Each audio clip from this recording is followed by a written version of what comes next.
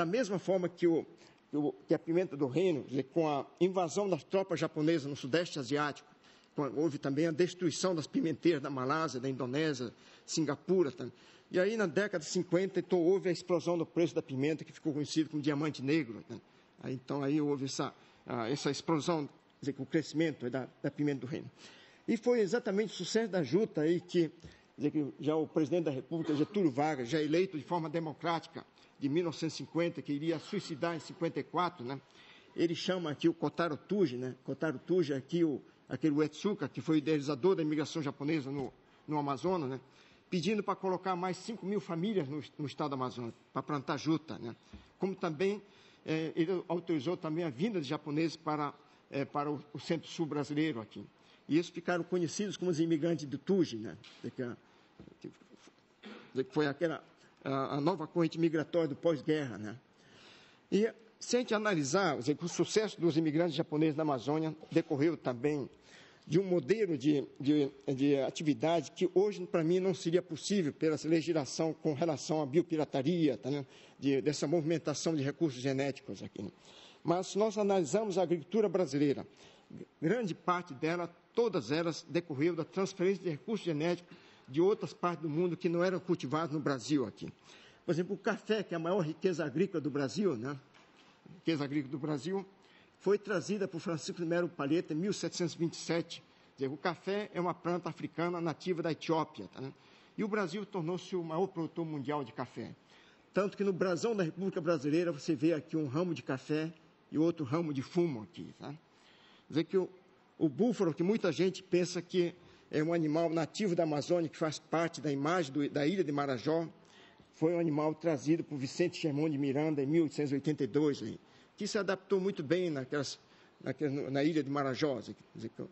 Marajó hoje se identifica com rebanho bubalino aqui. Da mesma forma, também houve uma grande saída de material genético da Amazônia, que se transformaram em riquezas agrícolas em outras partes do mundo aqui. Esse do Reino Wiccan, que eu já falei, que levou a 70 mil sementes de seringueira, tá, né? E dizer que hoje, Malásia, Indonésia, Índia, China, dizer que todos eles estão ganhando milhões de dólares aí com a exportação de borracha. O outro é um botânico inglês muito famoso aqui, o Alfred Wallace, em 1856, ele leva as mudas de chinchona, né? Que é uma ave produtora de quinino, né? Porque o quinino, naquela época, antes da descoberta do quinino, era como se fosse a AIDS de hoje, né? Então, os ingleses levaram e fizeram grandes plantios lá na Indonésia, né? Na Indonésia, e quando os japoneses ocuparam o Sudeste Asiático, para os americanos foi um grande problema aí ter uma fonte de quinino aí, tá, né? De quinino, tanto que fizeram todo um programa de pesquisa para tentar fazer um quinino sintético, né? Que conseguiram, inclusive, o químico que fez esse quinino sintético foi mais tarde ganhou o Prêmio Nobel de Química aí, tá, né? Bem, o cacau, que também falei, que foi outro produto da biopirataria, produto também que foi levado da Amazônia, foi levado da Bahia, depois para a África, a Ásia e assim por diante aqui, tá? Então, dizer que o sucesso da agricultura brasileira dependeu muito, então, dessa movimentação de recursos genéticos aí, né? Por exemplo, se nós analisamos aqui a agricultura brasileira, como já foi mencionado aí também o ministro Roberto Rodrigues, tá, né? Por exemplo, a soja, o Brasil hoje é o maior exportador de soja, né? Somos o maior exportador de suco de laranja, né? De carne bovina, né? Frangos, búfalo, etc. Todas essas plantas e animais são provenientes de outros países, né? Por exemplo, a soja é lá da China, laranja da China, o gado é indiano, tá, né? Eucalipto é lá da Austrália, por exemplo, dendê lá da Malásia e assim por diante aqui. Como também os japoneses contribuíram com a introdução de diversas culturas aqui. No caso da Amazônia, destaca-se a juta, a pimenta do reino, mamão, papaya, o melão, o rambutã, mangostim, tá?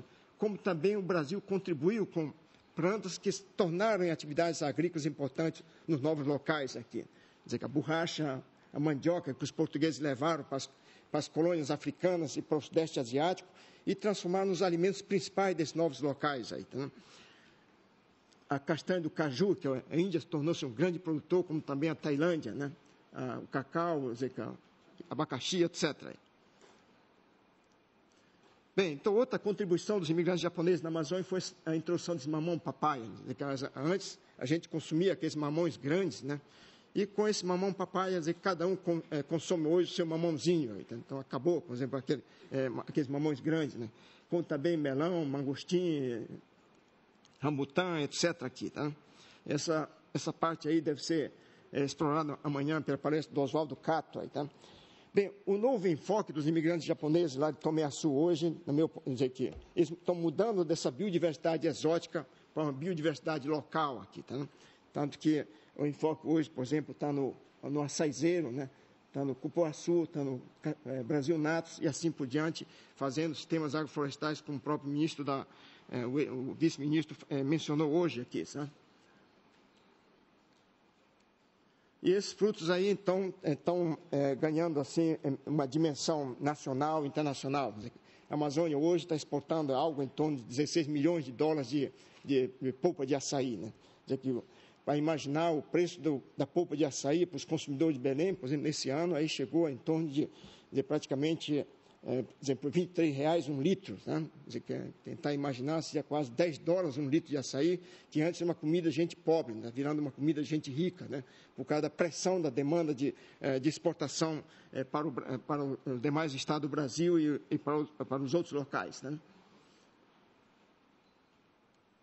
Bem, hoje nós estamos vivendo aqui no país, o censo de 1970 aqui indicou a presença de 150 mil japoneses vivendo naquela época aí, tá? E o censo de 2000 indicava já a presença de apenas 71 mil japoneses. Bem, uma preocupação que eu tenho aí seria com relação ao bicentenário que nós vamos comemorar no ano 2108, né?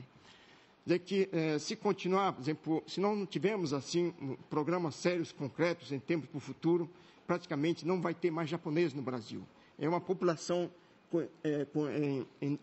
com taxa de crescimento negativa. Então, daqui a 30 anos, praticamente não vai ter japoneses. Mas está crescendo esse contingente de descendentes de japoneses, que está um processo muito grande de mistura também, dizer que não constitui assim grupo isolado, tem uma grande mistura com casamentos interraciais e assim por diante. Então, acho que nesse programa de colaboração nós temos que pensar muito também dentro desse aspecto dessa migração do conhecimento, que eu acho que vai ser uma nova etapa que nós precisamos pensar aí para comemorações do centenário, do bicentenário. Aí, sabe? A parte política também avançou muito em termos dos níqueis aí. Até agora nós já tivemos aí 5 ministros de Estado aí, tá, né?